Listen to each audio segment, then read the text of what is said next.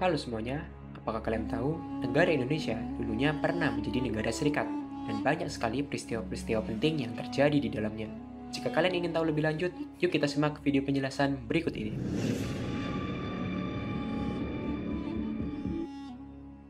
Latar belakang Republik Indonesia Serikat. Pembentukan Republik Indonesia Serikat pada mulanya tidak terlepas dari ambisi pemerintah kolonial Belanda untuk kembali menguasai Indonesia, meskipun negara Indonesia sendiri telah memproklamasikan kemerdekaannya pada tanggal 17 Agustus 1945. Awal munculnya ide untuk mendirikan Republik Indonesia Serikat pertama kali disampaikan oleh Wakil Gubernur Jenderal Hindia Belanda Van Mook.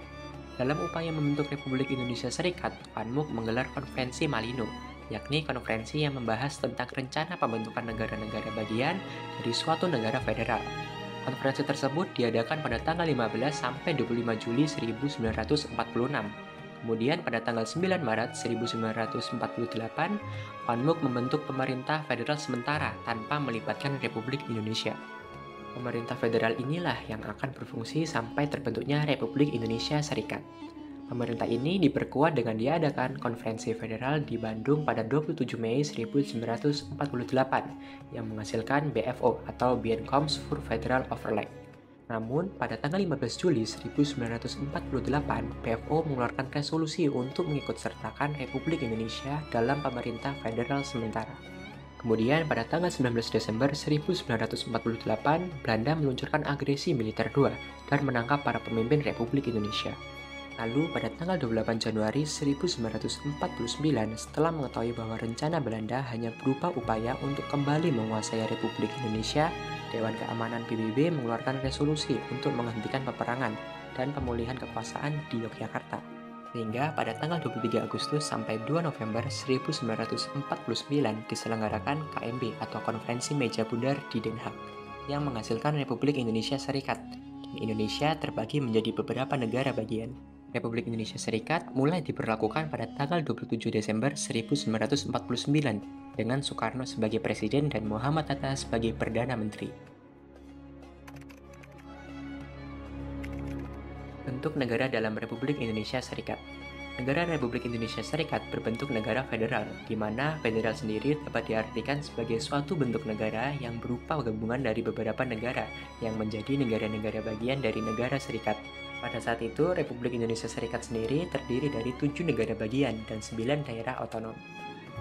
Selanjutnya kita akan membahas mengenai sistem pemerintahan. Dalam Konstitusi Republik Indonesia Serikat pada tahun 1949, Indonesia menganut sistem pemerintahan parlementer di mana presiden hanya berkedudukan sebagai kepala negara. Sementara itu, kepala pemerintahan dipegang oleh Perdana Menteri, seperti yang tertulis pada Konstitusi Republik Indonesia Serikat pasal 69 ayat 1 berbunyi, Presiden ialah kepala negara. Pada masa pemberlakuan Konstitusi RIS, menteri-menteri adalah bagian dari alat-alat perlengkapan negara sekaligus bagian dari pemerintah bersama presiden. Sistem pemerintahan yang diterapkan adalah sistem pemerintahan parlementer, sehingga segala tindakan pemerintah yang bertanggung jawab adalah menteri-menteri.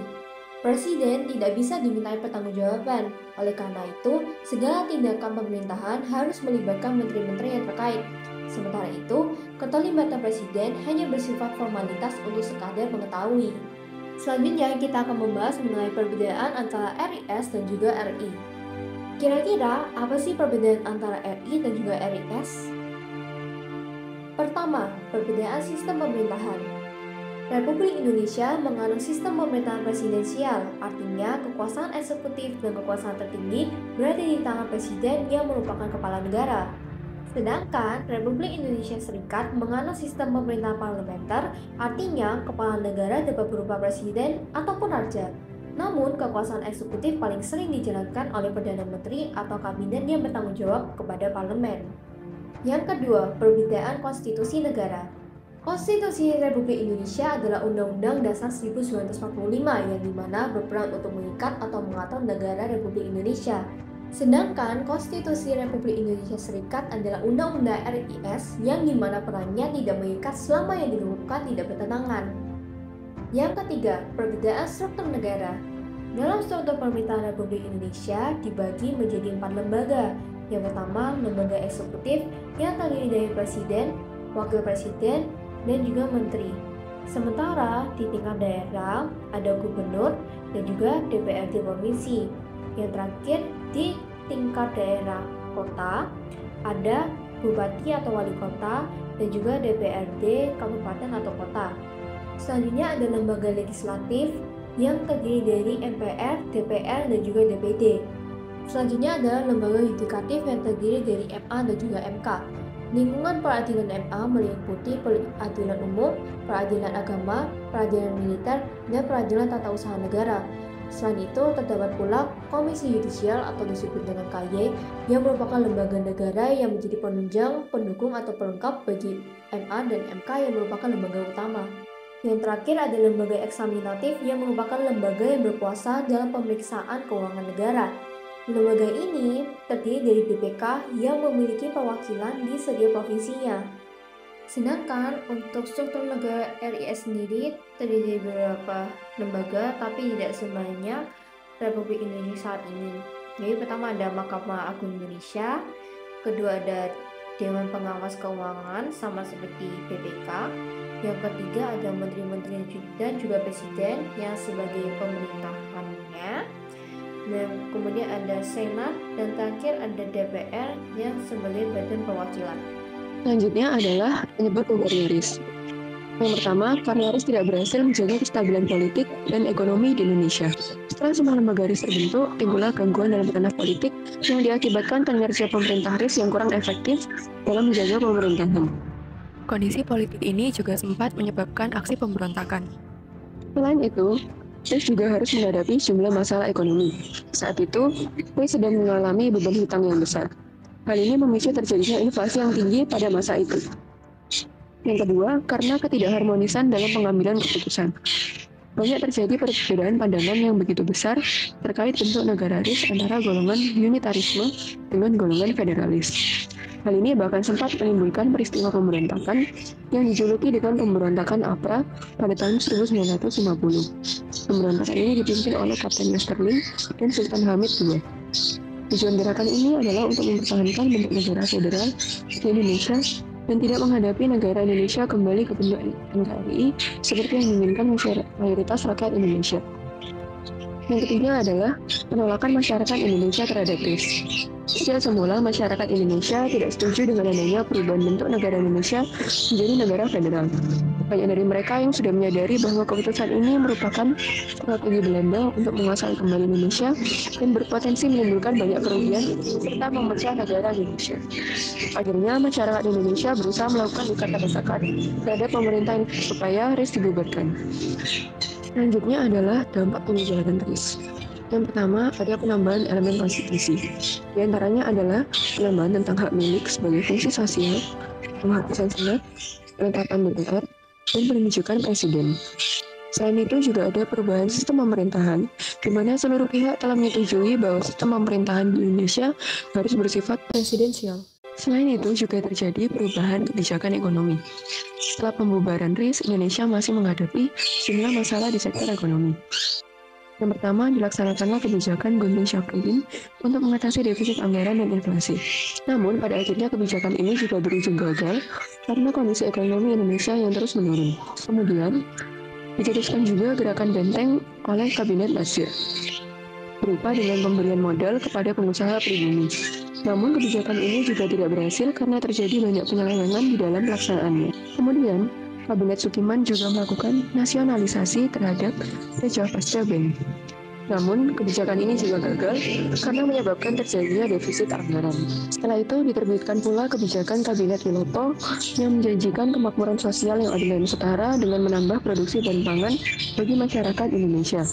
Namun, kebijakan ini juga gagal karena terjadinya inflasi dan korupsi. Setelah itu, terdapat pula kebijakan Alibaba, namun ternyata disalahgunakan oleh sebagian besar pihak dan dianggap sebagai diskriminasi terhadap etnis Tionghoa. Selanjutnya, dicetuskan pula Persetujuan Finansial Ekonomi atau FINET, namun tidak mendapatkan kesepakatan, sehingga berdampak pada pembubaran Uni Indonesia Belanda secara sepihak. Selanjutnya ada pula pencetusan kebijakan rencana pembangunan 5 tahun atau RPLT. Namun kebijakan ini juga gagal karena terdapat penyelundupan yang mengakibatkan defisit anggaran negara. Terakhir, Ada kebijakan musyawarah nasional atau MUNAS yang tidak berjalan dengan baik juga karena adanya ketegangan politik. Nah, dari hal ini tentu pasti ada dong satu hal yang dapat kalian pelajari. Nah, kalau dari kami sih, hal yang dapat kalian pelajari adalah untuk mencapai suatu tujuan besar, tentu diperlukan perjuangan yang sangat besar juga. Dan dalam perjuangan itu, diperlukan yang namanya semangat kebersatuan. Sama halnya dengan ketika Indonesia ingin menjadi suatu negara yang kuat, maka diperlukan keberanian tekad, persatuan, dan juga kesatuan yang sangat baik antara masyarakatnya dan juga dengan pemerintahan yang ada. Nah, dalam pemerintahan RIS ini dapat kita lihat nih, andai saja pada saat itu masyarakat tidak bersama-sama bersatu untuk menolak Belanda yang ingin memecah Indonesia melalui sistem federal itu, maka kemerdekaan yang sudah susah payah diperoleh oleh para pejuang kita di tanggal 17 Agustus 1945 itu akan menjadi sia-sia, sebab Belanda akan kembali menguasai Indonesia yang sudah terpecah. Nah, dari sini dapat kita ketahui ya, bahwa meski Indonesia telah merdeka pada 17 Agustus 1945, Belanda masih berusaha keras untuk kembali menguasai Indonesia. Melihat dari diutusnya Van Mook di Indonesia, lalu negara federal yang dibentuk oleh Van Mook, sampai munculnya agresi militer kedua. Dan setelah terjadinya berbagai hal-hal tersebut, pada akhirnya RIS pun lahir setelah diadakannya KMB, atau Konferensi Meja Bundar, di mana Soekarno akhirnya menjabat sebagai presiden dan Muhammad Hatta menjabat sebagai Perdana Menteri. Nah, dari sini kita juga dapat mengetahui nih, bahwa ternyata RIS atau Republik Indonesia Serikat ini merupakan negara dengan bentuk federal, di mana terdapat beberapa negara bagian di dalamnya. Nah, kalau ditanya apa bedanya dengan RI, tentu jauh beda ya. RIS menganut sistem parlementer, di mana menteri-menteri lah yang memimpin, sedangkan RI sistemnya adalah presidensial, di mana presiden memegang kekuasaan tertinggi dalam negara tersebut. Konstitusinya pun juga berbeda ya, di mana RI itu konstitusinya adalah UUD 1945, yang di mana dia itu bersifat mengikat dan mengatur negara. Sedangkan RIS, konstitusinya adalah Undang-Undang RIS, di mana dia itu tidak mengikat selama tidak ada yang bertentangan. Tapi pada akhirnya sistem RIS ini gak berlaku begitu lama ya, sebab pada saat itu RIS tidak berhasil menjaga kestabilan negara. Tidak hanya itu, pada masa RIS juga muncul nih beberapa pemberontakan yang meributkan negara. Bahkan, fun fact-nya nih, pemberontakan itu juga menghasilkan banyak korban loh. Dan terakhir, RIS pun juga berakhir karena ternyata rakyat Indonesia sendiri tidak menyetujui nih sistem federal sejak awal. Wow, bahkan rakyat juga merasakan nih kejanggalan dari hasil KMB tersebut. Keren banget ya ternyata rakyat Indonesia.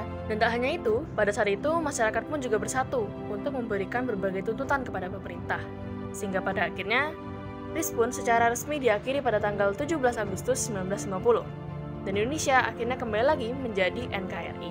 Nah, kembalinya Indonesia menjadi NKRI tentu menghasilkan beberapa dampak ya, seperti berubahnya konstitusi dalam Indonesia, serta timbulnya masalah-masalah lain nih, seperti ketidakstabilan politik akibat pergantian kabinet, ada juga penyelewengan kekuasaan, korupsi, penyelundupan, dan lain sebagainya. Dan dari sini kita pun dapat kembali melihat ya, bahwa perjalanan Indonesia untuk membentuk suatu sistem negara yang kuat sangatlah panjang dan tidak mudah. Tanpa adanya semangat persatuan, Indonesia tentu akan kesulitan untuk menghadapi Belanda yang terus-menerus ingin menguasai Indonesia. Nah, akhirnya kita pun sampai di akhir video. Gimana nih teman-teman, apakah kalian sudah paham mengapa Indonesia pada akhirnya tidak menjadi negara serikat? Atau ada hal lain nih yang kalian pelajari? Semoga melalui video ini banyak hal yang dapat kalian pelajari ya. Terima kasih sudah menonton, sampai jumpa.